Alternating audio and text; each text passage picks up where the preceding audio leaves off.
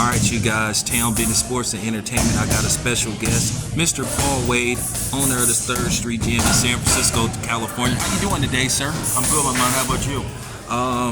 I'm doing great. Thank you for having us here, as we wait for Eddie Hearn to show up. So how did you get this gym started, and what's your background? I'm an immigrant from Ireland. I've been over here for the last 30 years, and I opened this gym about 20 years ago. It was a dream of mine from a very young age to have my own boxing gym, and I can't be ready to fulfill that dream. So, did you fight professionally on any circuit, or I was a kickboxer. I had some pro kickboxing fights before I boxed. My first boxing fight was at the age of 30. So I came over here and I fought. I won the Golden Gloves in the California, San Francisco area. Yeah, so who were some of your favorite fighters, like, as you was training in boxing and martial arts and stuff like that? We can go way back, or we can go kind of local, kind of this day and age. When we go back, we're talking, Sugar Ray Robinson, you know what I'm saying? Jack Johnson. If you want to start talking about this era right now, I'd say the 2 or 3 most influential fighters to me walking today would be Roy Jones, Bernard Hopkins, and Floyd Mayweather. Okay, so right now as we speak, who would you say is like one of the best boxers out right now that's like currently active? It's the mythical pound for pound list is subjective. So right now, who do you think is some of the best boxers right now? That'd be Crawford for me. Crawford's the man right now. I mean, he's special. I think even you speak to the likes of Floyd Mayweather, even Andre Ward, who should be on that list also. Phenomenal fighter. That's a man I've sparred over the years too. But yeah, Crawford is the man right now for me. So what did you think of his performance versus Errol Spence Jr.? Phenomenal. None of us saw that coming. I thought it was going to be a close match, but he broke him down and picked him apart. I'm going to say he made it look easy. That man is special. He's talking about right now looking for a fight with Canelo. I actually think he can beat Canelo. And I know size means a lot. There's always talk about, a good big man will beat a good small man, But I think he's a better man than Canelo when it comes to boxing. I think he's more rounded. I think he's got a phenomenal chin. Now, don't get me wrong, Canelo probably got one of the best chins in the game. But I think on a skill level, I think he could outskill Canelo. I mean, we saw Floyd do it. Now, do I think he's Floyd? I think he's on that level, if not just a step down below. But I think, if he beat Canelo, he puts him right there with him for discussion. Mr. Wade, I wanted to ask you, Bud fights at 147. To ask him to go up to 168, do you think that would be such a tall order he wouldn't be able to meet that, standard and be able to fight Canelo? Or do you think they need to fight maybe at a catchweight? Maybe Bud goes up a little bit and maybe Canelo goes down. Maybe they could find some common ground. Do you think it could work that way?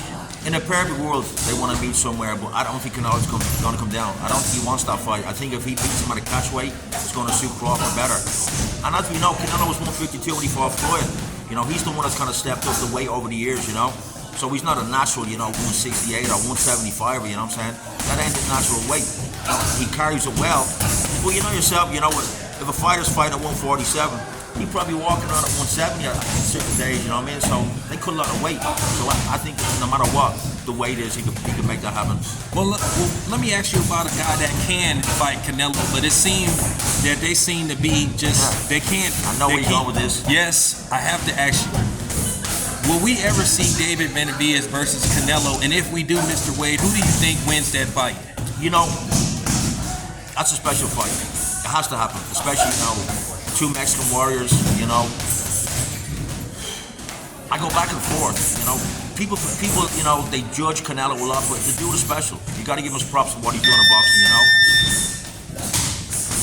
I think the fact that he's on the backside of his career and David is coming up, David still hasn't hit his prime yet. David's special, He's not the obvious, slick kind of type of boxing type of dude that we kind of look at.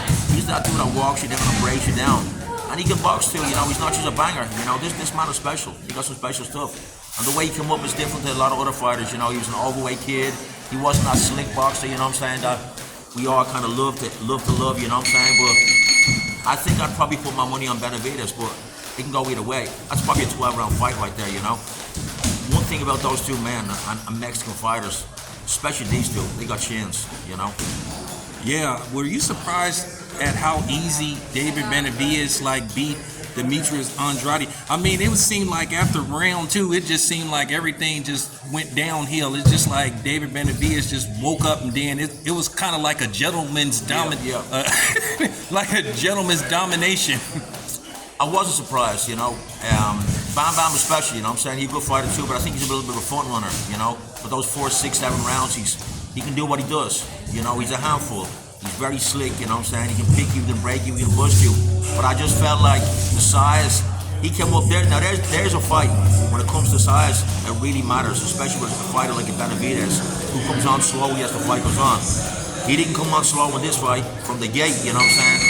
He broke him down, you know, and I wasn't surprised. I felt like that was a bad move. I felt like it was a brave move, but you know, when you go back, you know, Bam Bam, he was David back in the day. No one wanted to fight him, you know what I'm saying? Andrade was the same as David. People were avoiding him, you know what I mean? Triple G avoided him, and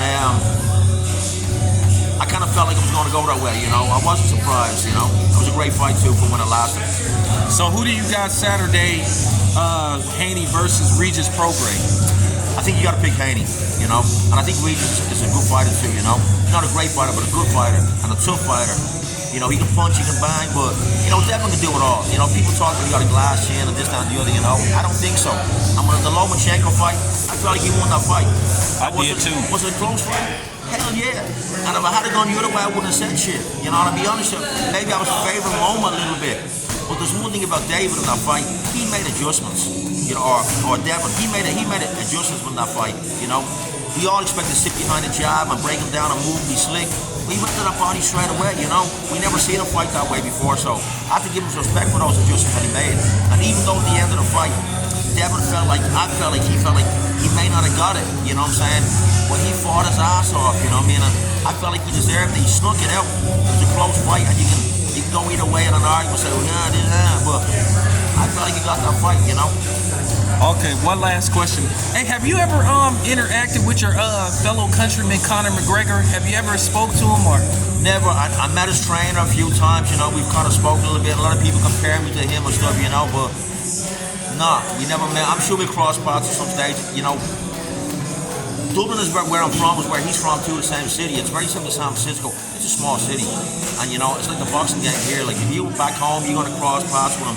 As I said, I met a stranger, but I never met him. I'm sure we'll meet someday. Yeah, that'll be great. Yeah, man. Hey, let me know if you get him in the gym. I'll definitely show up. Yeah, okay, man. so Mr. Wade, tell everybody, you know, where to find this gym and how to get in contact with you, you know. You know, it's 3rd Street Gym. I'm Paul Wade, I'm the owner here.